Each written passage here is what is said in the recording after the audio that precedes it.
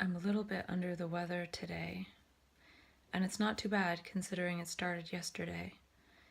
I just feel a little bit clogged up in my throat, and it'll probably linger for a week. And yesterday it was quite painful to swallow.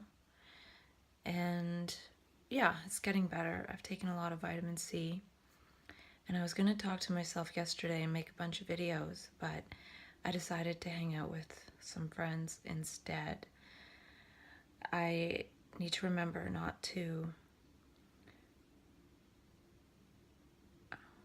neglect my relationships, and I've been pondering that the last couple of days. And it is harder because I'm further away from my friends where I'm living right now. So when the opportunity is there and the traffic won't be that bad, it's important to make an effort.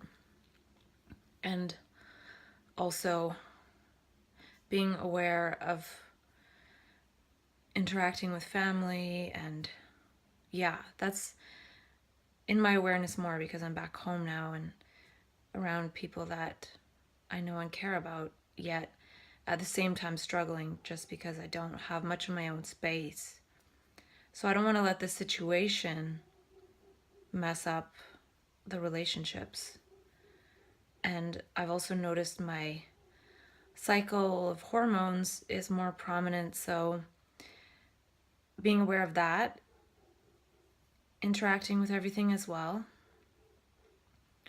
I didn't really get PMS when I was on the psych meds, and they do actually prescribe psych meds for people who have really strong PMS symptoms because it actually does suppress them. So now it's getting reacquainted with my natural rhythms, which were quite strong even before I was ever diagnosed with anything, and I was aware of them, so I'm remembering what that was like. So yeah, this is learning to navigate in daily life with feelings and emotions and sensations and perceptions and relationships and interactions and situations that aren't being modulated by some kind of chemical drug in my system.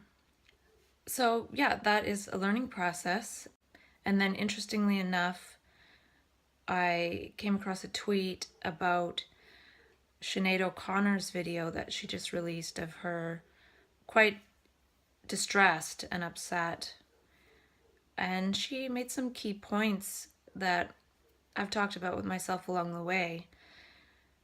How people in crisis and struggling and with these types of challenges really do need care and concern and to be reached out to with love. And it seems like her family is not talking to her at the moment, and she seems quite hurt by that.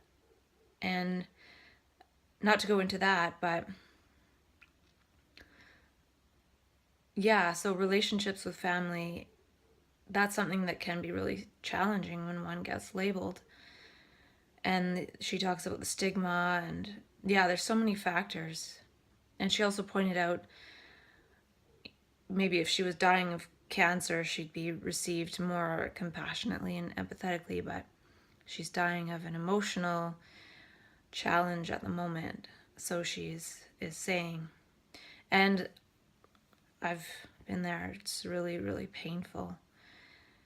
And also she said to people to go and get to know your psych patients. If you're 16 or older, go get to know your local psych ward and go visit people. And that'd be interesting. I never thought of it. Sort of how people volunteer to go visit old people. Well, imagine people volunteering to go hang out with people in the psych ward and just be there to listen and show that people care.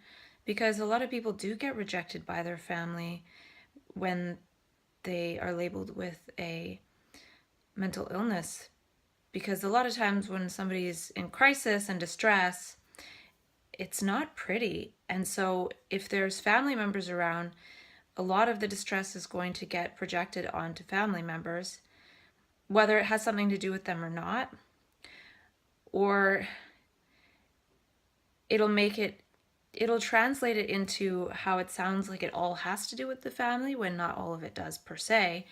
Who knows? It's different for everyone. But what I'm saying is, if there's a white wall around, somebody might yell at the white wall. If there's a family member around, somebody might yell at the family member. And the white wall is not going to take it personally, but the family member is. And then that, again, is related to how we really need an impartial witness. And she talked about how strangers have been the most helpful. And oddly enough, I was listening to one of my videos last night, and I was talking about how I went to live with strangers when I went to supported housing, and how that was really helpful because they didn't know me, and there wasn't that projecting onto family thing happening because they weren't family. So it provided space, and that was really helpful. So yeah, I was talking about that in the video I watched, and then this morning I saw the tweet and watched Sinead O'Connor's video. And she also pointed out something that I've said to myself a number of times, is that if I didn't have my family, I'd be homeless. She doesn't have her family right now, but she has means and money. So she's not homeless, but she said that if she didn't have money, that she would be homeless. And she was pointing out that there's so many people with the same story out there that are homeless or struggling, and they've just been rejected, and that is the stigma that is killing people. So it was sad to see her in such distress, and I was watching yesterday a bit of a video on YouTube put on by the Zendo Project, which is a project for psychedelic harm reduction that they created at Burning Man, and they do it at other festivals too. And the video is called Zendo Project Psychedelic Harm Reduction, Burning Man 2016 Volunteer Training.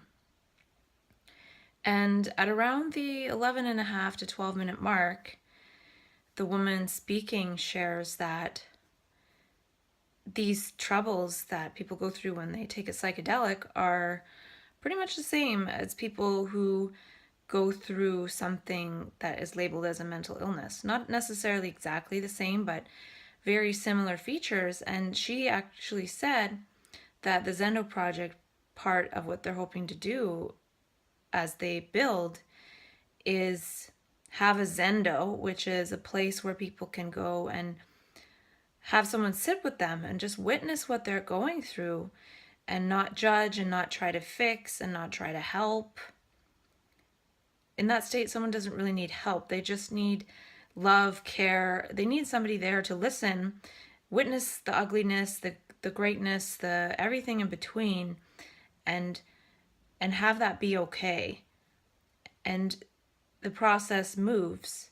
So their planning, or their dream, is to have a Zendo outside every medical facility. So maybe people would go to the Zendo, and then if they need actual medical treatment, then they would end up going to the hospital. But they're saying a lot of it can be reduced or prevented in terms of needing medical intervention if people were received in these compassionate ways. Because at these festivals, people, if they were having a bad trip, they'd be restrained, arrested, all these things. And that's the same thing that happens to people in an emotional, spiritual crisis, and they get arrested and taken to the psych ward. So it's the same thing happening, and it's the way people are being received is the big problem. So I thought that was interesting to watch the video, because what they're doing is really cool, because they're using the fact of what happens to people in psychedelic experiences and going through difficult psychedelic experiences, and extrapolating that to that could help people that aren't necessarily going through difficult psychedelic experiences, or they are, and they're people who are living on the streets or something, and having a bad trip on psychedelics. Those people aren't sat with and received with compassion. But if someone's somewhere like Burning Man, they'll have the opportunity for that. But if you're out in society, you won't have the opportunity for that. You'll just be arrested and thrown in jail and medicated and thrown in the psych ward. People don't have the time to just sit and listen and witness. And so that is great that they're doing that. And maybe I'll reach out to them at some point, because what they're doing is seen as a good thing within the Burning Man community. And I don't know much about Burning Man, but it seems like they create this little world for a while, and then everything that happens in the little world ripples out into society. So in their little world, they're creating this Zendo thing they already have, and that could ripple out into society, where people might go to Burning Man and then have a difficult experience, and then have this Zendo experience where they're able to move through it and then start to integrate it. And they even say people visit the Zendo to talk to integrate past psychedelic experiences. So this integration thing is really important, this sitting with and then integration. And my self-dialogue with myself all this time has been about integrating a lot of those experiences that I had 6 years ago. And then in the last couple years as well. And making sense of them in new ways. And me talking to myself on video is like my own Zendo. It's like a Zendo self-dialogue, witnessing and sitting with myself and giving myself this time to consider it in new ways, as opposed to just thinking, oh, I need meds, or oh, I need to be arrested and taken to the hospital, or oh, I need this or that. Actually sitting down and sorting things out. So it's a really cool video, and I haven't quite watched all of it, but I will watch more of it. So much to look at and go through. And I don't seek it out. It's just mailing lists that I'm on and tweets, and that provides enough fuel for the day of things to consider. So around the 12-minute mark, they say how we respond to psychedelics is the same way we respond to mental health crises. And then they went on to elaborate on that, and it's really good. And I'm hoping after some of these videos that I make, I'll speak less about the content of what people say and just point out the videos, because I don't know if I should be repeating what people say so much or what, but I'm confused about that. So yeah, but the Zendo project manual is freely available on their Zendo project website under trainings or something. And that's where I found the link to the video as well. And I found the Zendo project manual, page 16 to 21, everything that they outline in that in terms of what's happening in a difficult psychedelic experience are things that are possible, and I've experienced myself in my difficult involuntary psychedelic experiences where I didn't do any psychedelics, but I had a psychedelic-like experience, and it actually went on for a lot longer. So that's the thing with the psychedelics. You can take them, and a lot of the time, most of the time, one can feel like, okay, this is going to end. But when it's initiated by one's inner pharmacy or one's inner biochemical processes, or the energy that invokes those inner processes to start, one doesn't really know when it's going to stop. And that's the trouble. It's hard to take it for a really long period of time. So in the manual, I do want to talk about it a bit, because it's so important, and I'm so grateful that they're doing this and then extrapolating it to mental health. They're starting with this microcosm of psychedelic experiences at Burning Man and other festivals that are difficult, and seeing that it's applicable to mental health in general in the greater community and the world, and they were saying in the video that people are reaching out to them and saying, wow, this is so applicable to mental health.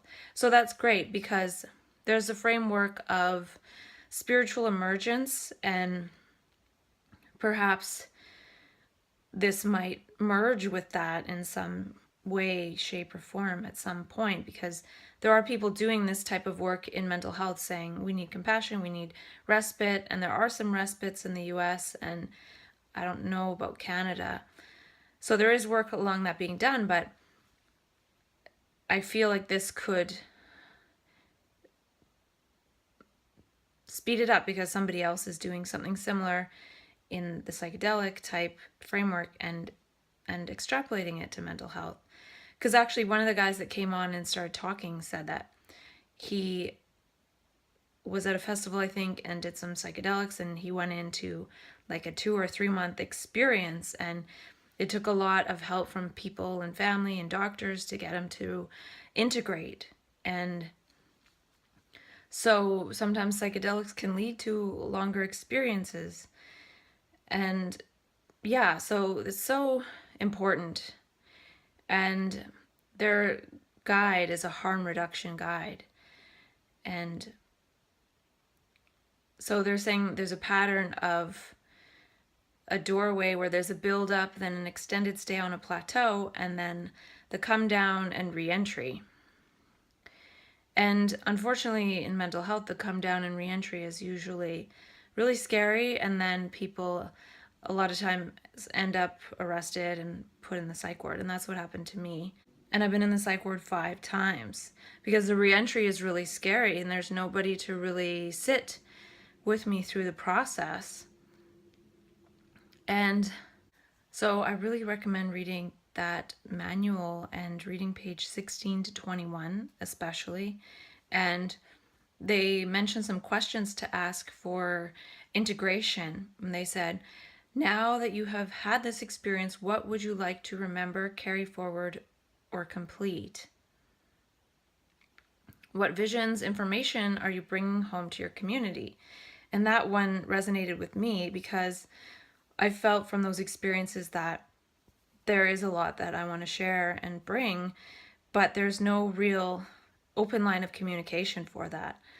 The main open line of communication is communicating symptoms to one psychiatrist, but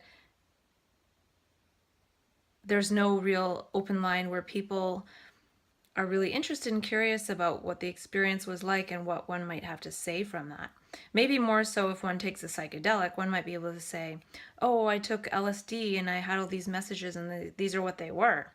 But if one says, I went into this altered state and I got these special messages and I didn't take anything, there was no reason, then the reason must be that it's a mental illness. And then that's another thing that Sinead O'Connor said that I've felt myself too, is that once you're labeled with something, there is a tendency for people to use that as a reason to invalidate everything you do, think, say, and feel. And she was experiencing that, and somebody actually pointed that out to me when I was going through the process of filing a complaint about the way I was treated in the hospital in April 2016. And they said, well, they might just see this complaint as a manifestation of your mental illness or a sign of your mental illness or something like that. And I had never thought about it that way. And it's probably that's the way it was taken, because I didn't get the greatest response. Not that I really expected that. So yeah, this is the way I translate some of my experiences into something that might be shared. And it's interesting that a lot of the questions they form here are questions that I've had with myself. The next one in particular, how can you manifest these visions on the physical plane in your life, work, relationships? And that's exactly what I've been saying with Embody My Mania, or Harvest, Practice, Embody. That's the main thing, is how do these messages and how do these experiences translate into daily life? Because otherwise it's like having a dream or something. It doesn't necessarily translate. One might talk about the dream and then that's it. But I feel like these states are to translate, to change one's daily life, and I've talked about that a lot. And unfortunately, this huge energy that comes in for people who go into these states non-volitionally or involuntarily, all that energy and those messages gets translated into, you have a personal mental illness and now you got to take these drugs, and then once that happens, one is in a fight for one's life, and it's a struggle to pay the bills, it's a struggle to have a job, it's a struggle to stay awake, it's a struggle to not be really unhealthy and gain weight. Everything becomes a struggle. So then the messages get lost in the fact that one's situation in life, one's basic needs are what need to be attended to. And that's what I don't like about the medications, is it makes it really difficult to function. And they say the lack of functioning is the mental illness, but a lot of it's the medication, and also, I guess, the stigma in a way, because it's difficult from that place to do much. So it's difficult to even get to a place where one can harvest, practice, embody.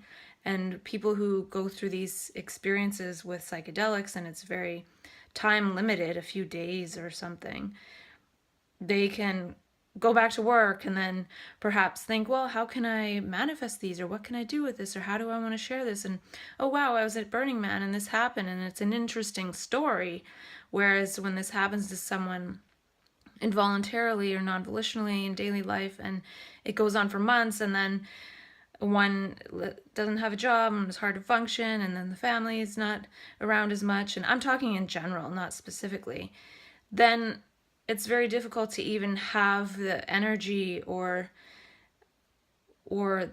anything to think, well, how can I harvest, practice, embody, or how can I integrate this, or what does this mean for my daily life when one is living in poverty? And yeah, so I feel fortunate that I'm not part of that type of trap anymore in terms of being on the medications. And they say, what was your intention before taking the substance, even if it wasn't conscious, and how did your experience reflect your intention? So this doesn't directly relate to mental health, but it does indirectly, because oftentimes, at least after the first time, after we're labeled, we see that the intention of whatever's happening is that it's related to mental illness. So our mind is intending those types of frameworks around the experience. So we don't necessarily intend to learn or intend to harvest special messages or wonder what it's all about, or wonder, how can this manifest on the physical plane in daily life after this experience ends. We're more wanting it to end and seeking out means to end it, or ending up with more interventions through the mental health system, because it's just seen as scary and needs to stop. It's not seen as something that will run its course, because there's no space. So if the Zendo project helps someone for a day or two or a couple hours, people who go to these spaces and states non-volitionally or involuntarily might need a month or 2 or 3 to let it fully run its course. And we need a lot of love and care and compassion, and there's none of that out there. So we don't have a come down and re-entry that happens after the plateau. It's usually intervened with, and then since nobody really has the opportunity to go fully through it, we don't know what that even looks like. And there is some on that in terms of the Soteria house and diabasis house and different models that used to exist in the 1960s and are making a little bit of a comeback. So there are people out there who have been able to go through these completely and not be put on medications and stuff, but it's very rare.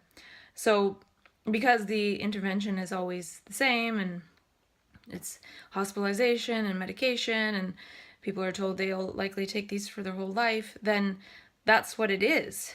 So whatever the intention of that energy coming in is taken over by the interventions of mental health. So we don't even know what would really unfold.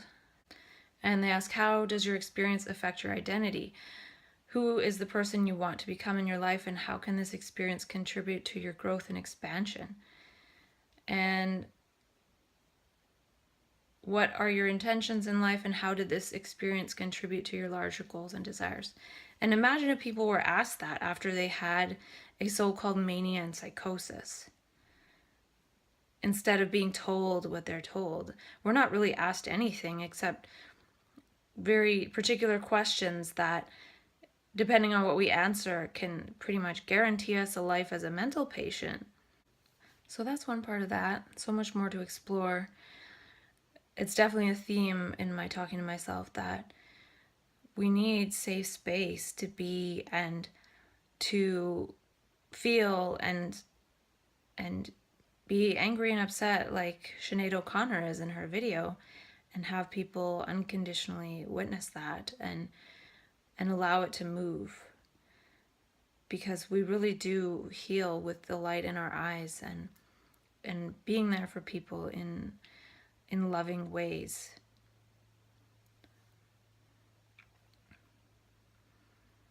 My heart goes out to her.